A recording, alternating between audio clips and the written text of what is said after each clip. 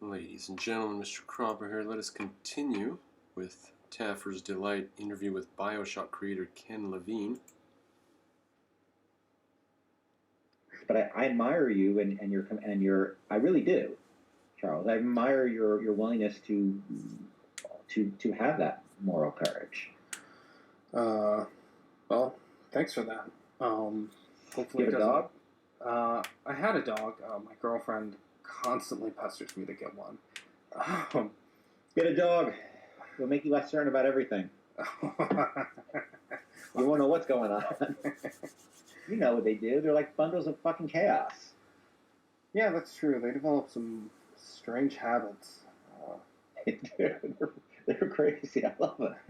Yeah. I just don't know if I'd want a dog or a cat.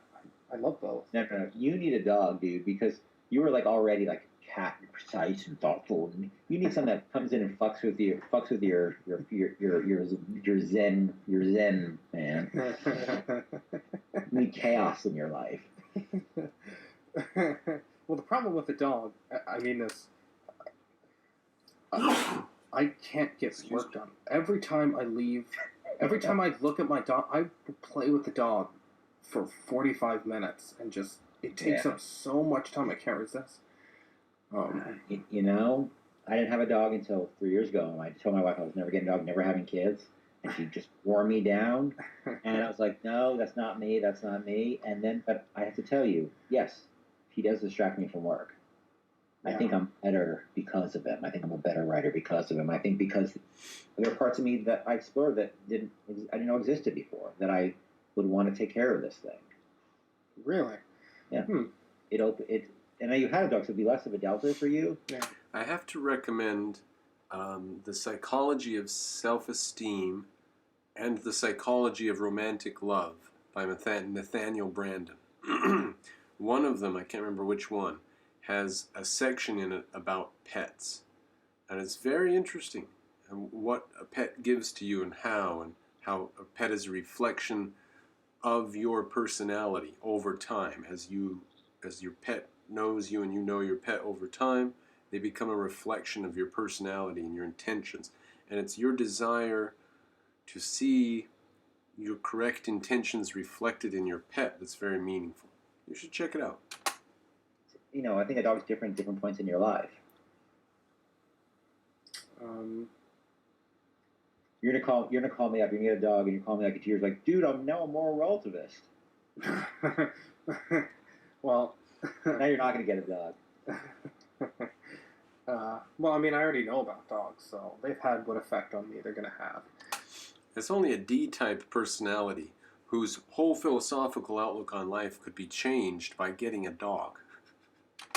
Except wasting my time. All right, don't get it up. Animals are not a waste of your time. It's happiness and joy. You don't get very much of that in life. You don't get it constantly. You don't get it as much as you get air. So take it when you can get it. One of the ways you can get it is a pet that you really love. I still might. I don't know. I like them. Get it up. Yeah.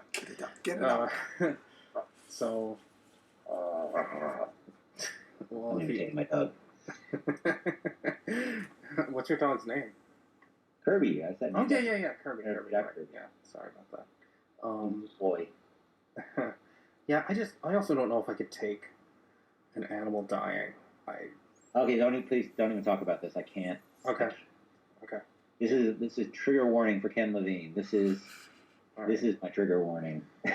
Okay. Yeah, I know a guy who actually Ayn Rand's intellectual heir says that he if a dog becomes prominent in a novel, he will just put it down because he knows they're not going to become prominent unless something tragic happens and he can't take it. You know, people. I was always like, I don't care. You know, I'll write about the darkest subjects. And there's actually a dog gets killed in Bioshock 1. I would never write that scene now. And it's not like I objected to the scene from like I would want other people to write it, but I couldn't write that scene now because this dog has opened up a tiny bit of humanity in my dead soul.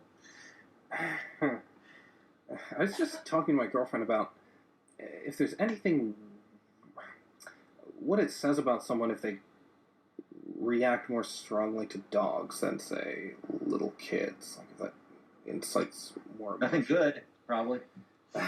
Yeah, I'm not so sure. I think it's just different things about animals. They're kind of incapable of not being innocent. So there's no doubt whatsoever when you see. Yeah.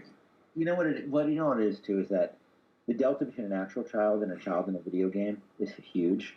Mm. Delta between a dog in a video game and a dog in real life is less because dogs are, in terms of seeing them for a few seconds, like they don't have, dogs are they share a lot of traits, at least what we could, they may have infinitely complex emotional lives, but we just can't perceive it. So there's a lot of similarities in dogs. They read a lot more. You see a Cairn Terrier, he reminds you of your Cairn Terrier probably. Mm. Where you see a white kid, it doesn't necessarily remind you of your white kid. Yeah, that's a good point. Or a black kid, or Asian kid, or whatever, however you want to categorize. Hmm.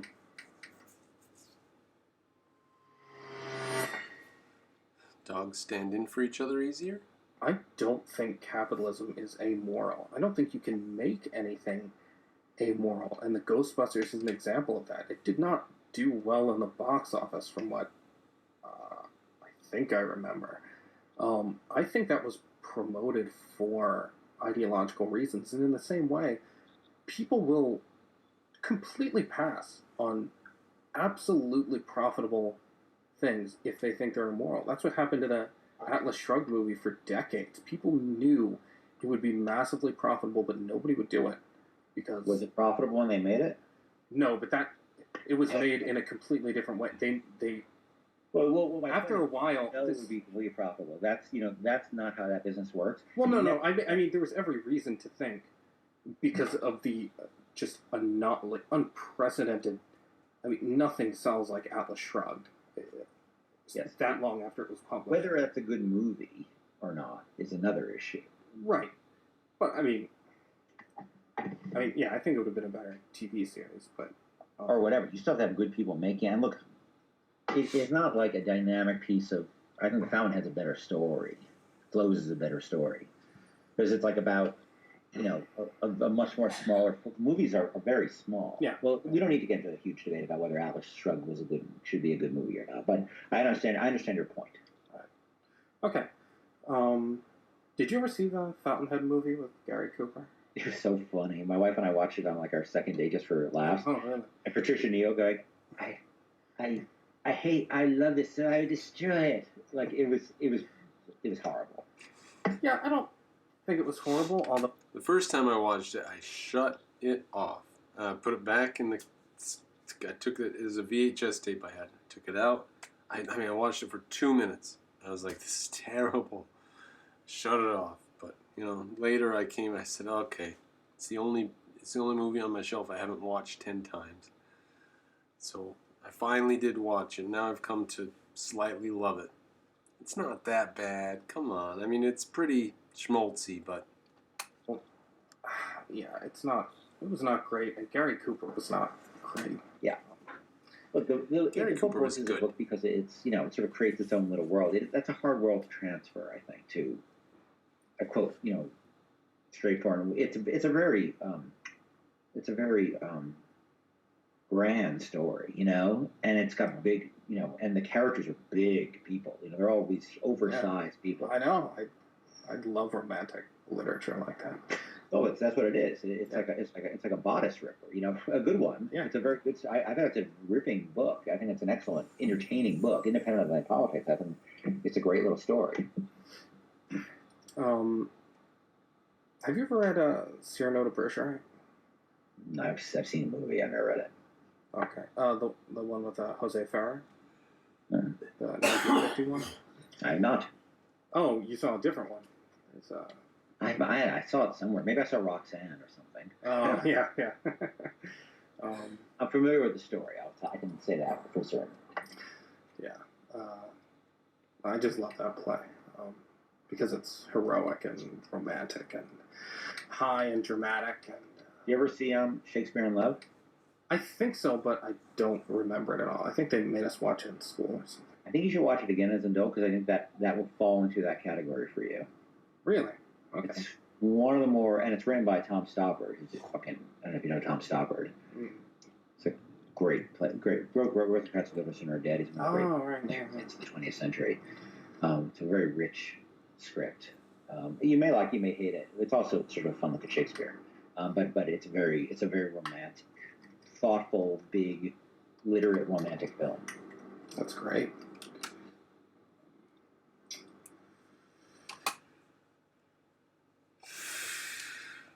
Shouldn't he have some interview questions here? This is weird. He's telling Ken Levine his opinion about plays that Ken Levine hasn't read. This is a little weird. Something he said that reminded me of something, but there's something you said that reminded me of something. Well, I guess as long as we're on this, I wanted to get your thoughts on moral systems in games, moral choice systems. It's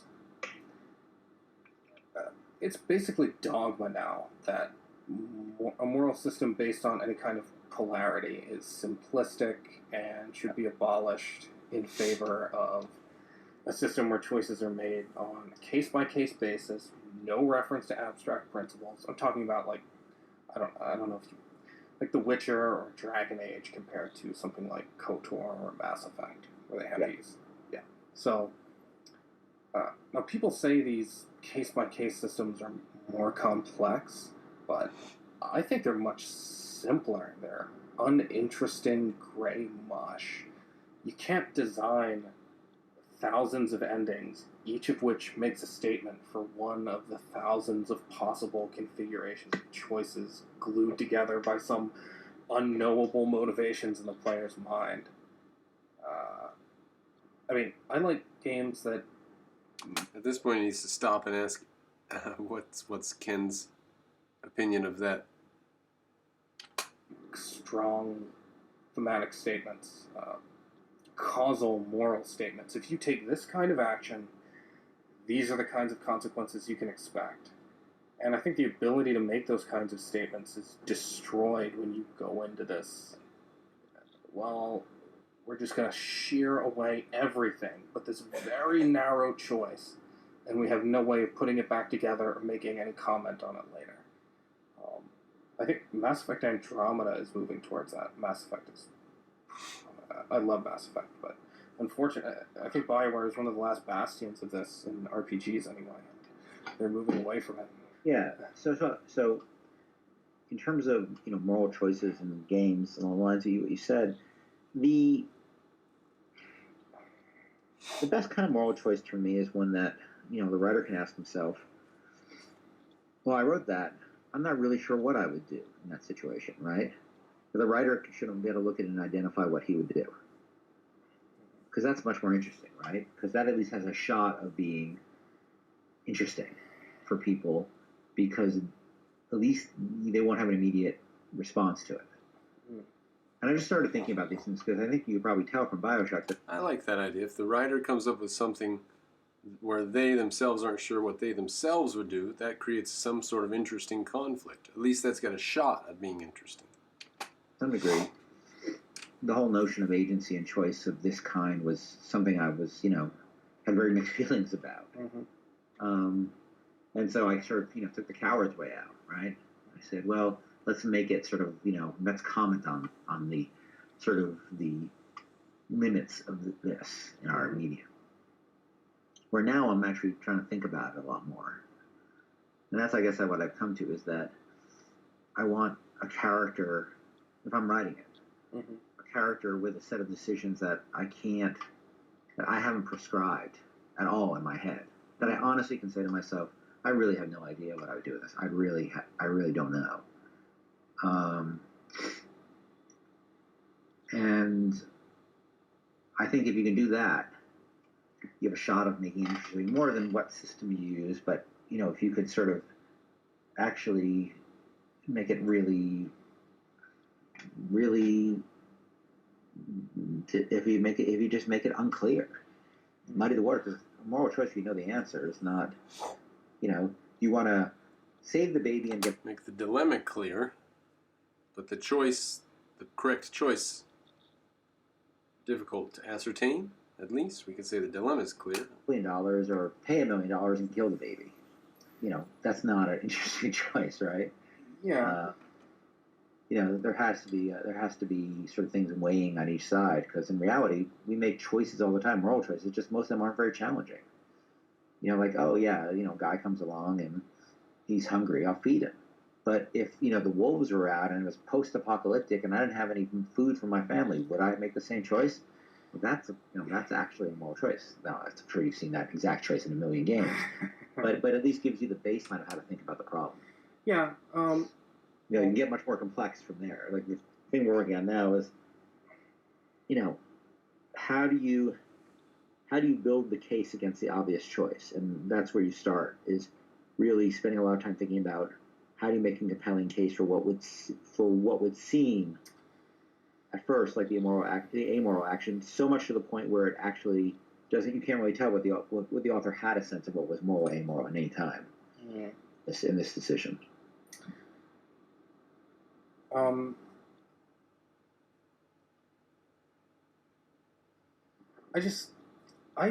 mean, if art, There's a cut there? or a story or whatever, is irrelevant to life, I lose interest in it personally. I mean, I'm not interested when I play The Walking Dead and I get this, what Ayn Rand called the lifeboat question.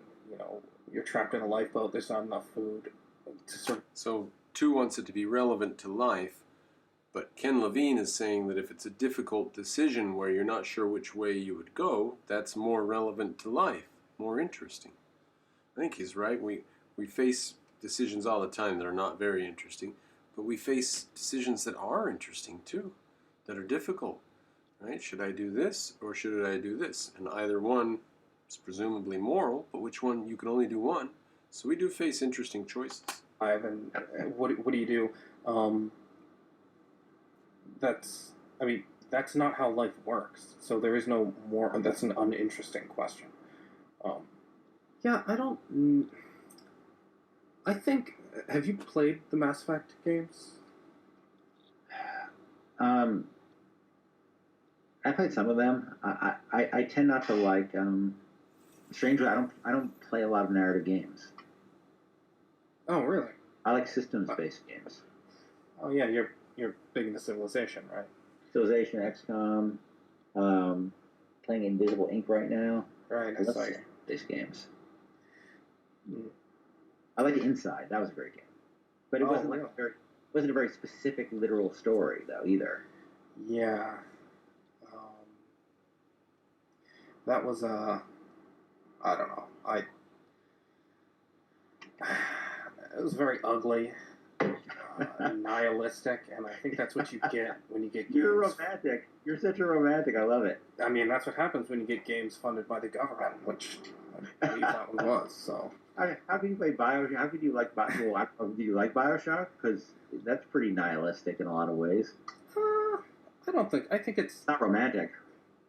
I guess it kind of is. Yeah, it kind of is. I mean, I don't know. I have to be honest. I'm not really sure where that game stands on free will, because. Oh yeah, that's another thing I wanted to ask you. Maybe I just don't remember this from earlier games. Does the game have a stance on free will, or are there just some things in the game that address free will as a subject? But since Bioshock, at least, that has been just the tritest kind of commentary to make on games. The illusory, the illusion of free will. Am I just... I was talking about the illusion of free will in games, not the illusion of free will in real life. Yeah. I can understand maybe somebody make that interpretation, but again, that wasn't my intention. Yeah. I don't think it was.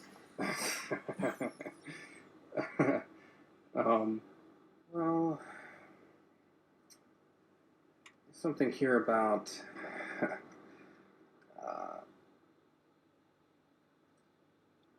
that passé subject of games as art, which I don't know. I think people can maybe infer your views from what you said here and elsewhere. So I don't know if I think I've said I don't really care, right? Yeah. So it's a subjective term, and what's the point of arguing over a subjective term. Everybody has a different definition of it.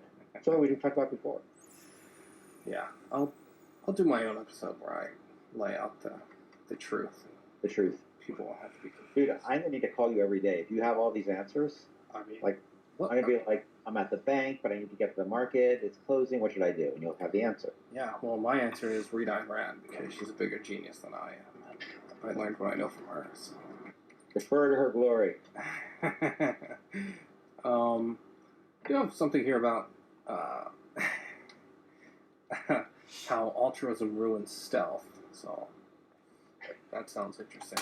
This was early in Charles II's channel, and his future as an interviewer. Right? Oh boy, this is a little painful. Give you my thoughts on that, and you can tell me if you think they're stupid or not. Yeah. Well, why who's interviewing who here? Why is Charles II giving Ed Levine or Ken Levine his thoughts on X or Y, and then getting who's interviewing who? So, I'm probably the biggest Metal Gear fan in the universe. There are very few things I feel comfortable saying. Why does Ken Levine want to know this? Alright, if I walked into any room on Earth, I'm a bigger fan of this. I know more about this than anyone, no matter who's in that room. Why does Ken Levine want to know this? Metal Gear is one of them. So, if I was going to get you in bed with the fact that I told you I shook Hideo Kojima's hand once, would that do it? well, I mean, I just assumed you probably would have, so, you know. I met him once. He was very nice. Very polite. Very, like, he gave me, like, his business card. I don't carry a business card. I felt fucking awful because he had this gorgeous business card. That's sad. His was very nice. I kept his business card. It was so nice. Oh, and wow. So I read this interview from one of I think it was a level designer, somebody involved in that at Kojima Productions before MGS5 came out. And the designer said that they had play it your way philosophy, that they were making games for the guy who comes home after work and he's tired. They're making games for him too, not just, the big stealth fans. So they want to make it so you can just blow people away if you don't want to sneak. Yeah. So, and I know you've been involved in stealth games, so I thought this would be maybe up your alley. He said that the tension of not getting caught. Well, this is my view. The tension of not getting caught comes from, in my view, it shouldn't be a relief when you get spotted. You shouldn't think, oh, well, now I don't have to waste all that time sneaking around and I can just blow my way past everyone. Yep. But this designer said that the tension comes from the player's moral desire to try to avoid killing people. Now, that is just the perfect crystallization of the effect a philosophical idea can have on something even like a game. Instead of being motivated to sneak around in order to protect your own personal selfish desire to survive, you're supposed to be motivated by the duty to adhere to some onerous morality. Now, the danger of being spotted isn't to you, it's to the enemy. Now, the quality of pleasure you get in each of those contexts is completely different, if you can even call it pleasure in the second case. So, there are some people who should teach, and there are some people who should interview. Ne'er the twain shall meet. About all that. Well, I do get a moral thrill when I rap somebody over the head with a blackjack and knock them unconscious. That is, I always feel like a great guy when I do that. When I break into their houses, and it's kind of funny because the thief you really play, and I think it was really hard for the development team when I was working with them on it, because I came from sort of movies and and anti-heroes, and I was like, yeah, he's gonna be this guy, and he's gonna break into people's houses and kill them and sell shit for money. And they were okay with that for a while, but then I remember we started talking about, oh yeah, and there's this mission. I had this idea for this mission. I think went in the game. Mm-hmm. I went off to do System Shock 2 before the game finished, but um, where you basically are hired by a bunch of merchants hire you to kill a mob boss who's been putting, they've been paying protection money to. Mm-hmm. And you're basically an assassin on that mission. Right. And they're like, well, you can't be an assassin, you're the hero. I'm like, well, you've been fucking breaking people's houses and killing them through the whole game, or not even knocking them cold and traumatizing them for life. I think we're already, that Rubicon has been crossed.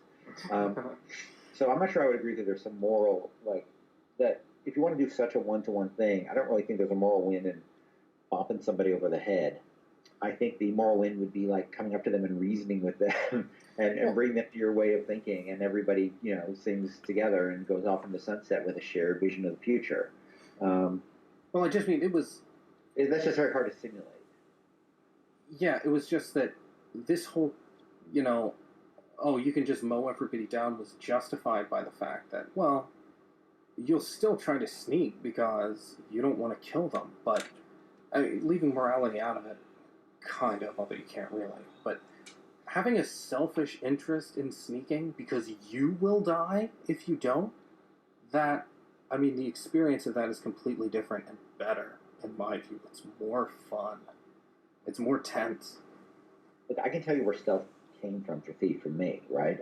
I had played a lot of games like submarine simulators back in the day, Mm-hmm. and stealth fighter simulators, and those games were all about being something that you're in a stealthy vehicle that is very strong when you're stealth and very, very weak when you're discovered.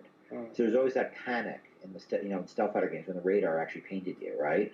Right. So it was like these we said, and there's this whole tension of building up towards the attack and getting ready to strike at that right moment.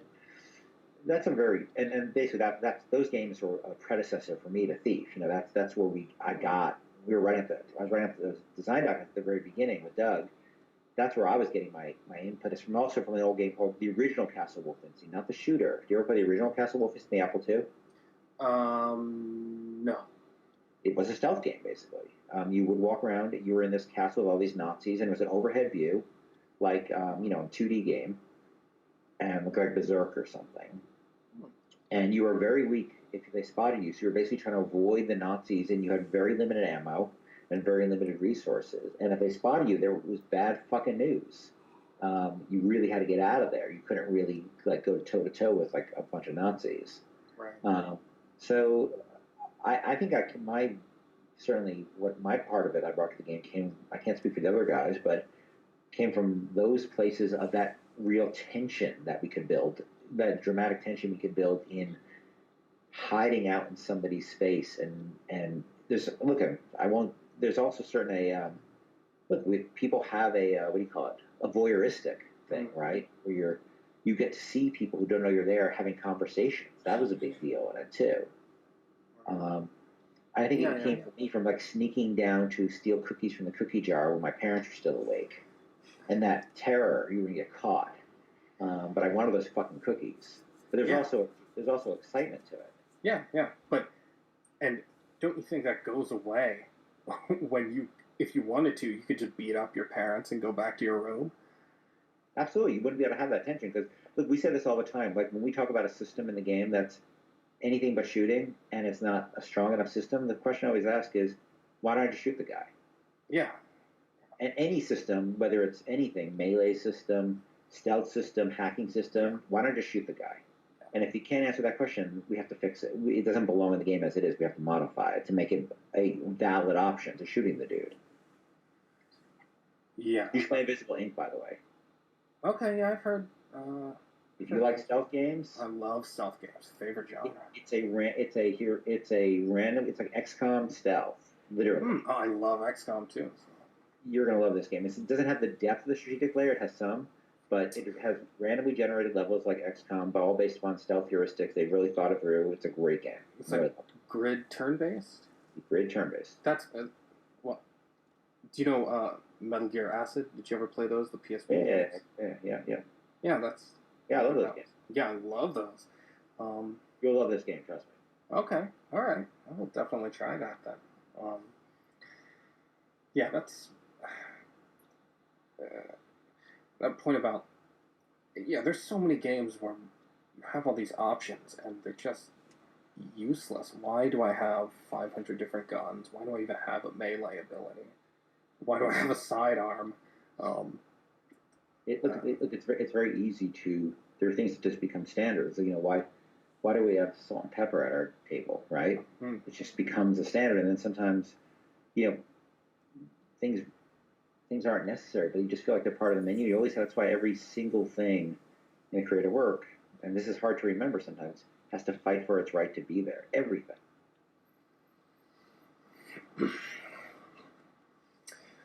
I love games that find ways to cut out whole. Like I love, like for instance, you played the original XCOM and the XCOM that they put out a few years ago. I've messed around with the original one, but I haven't played it extensively. But yeah, I played the newer one, and I love that. It's a great example of somebody figuring out how what didn't really matter to XCOM, what really mattered,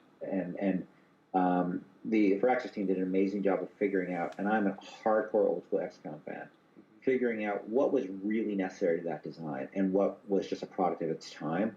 And they were there used to be like action points, like you know you'd have like 40 action points for your character, and you could do all these different actions, and they collapsed it to that 2 point system.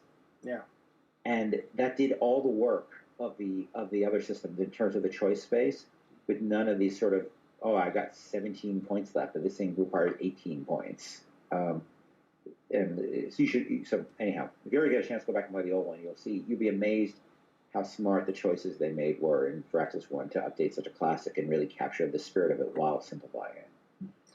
Yeah, it might be worth playing through it just for that. I've put my I'm a completionist. I can't play anything unless I play the whole series. So I was not you're very hard on yourself, dude. I mean, I was not going to play Skyrim until I loaded up DOSBox and went through Arena and Daggerfall, and I did it, and it was hell. But I'm not going to jump into the middle of something. I have to get the whole thing. You're a Sounds like an excuse to spend a lot of time playing video games to me. You have a very clear belief system, which you clearly have a lot of allegiance to, and you're committed to. And I think that's certainly an honorable thing. You're very hard on yourself. Well, I don't think that's mandatory in objectivism, but that's just you're more tough on yourself. Yeah, I am in some ways, but it's worth it. Yeah, this has been great. Yeah, you played all of Daggerfall? Yeah, all of it. I mean, I didn't do every side quest, but I beat the game. Oh, I just couldn't imagine going back to a game that old and had been superseded by the games that came after it, especially Skyrim and Oblivion. I thought, so I really tuned into it. I mean, Arena was worse than that first game, so yeah, I'd have a hard time going back to that shit. Yeah. Not that it was shit. Not that it was shit. Just that time moves on. Yeah. You can't. Some ways you can't go home. The best games are games from the 90s. I actually don't know any of the games they are talking about right now because I don't play new games. So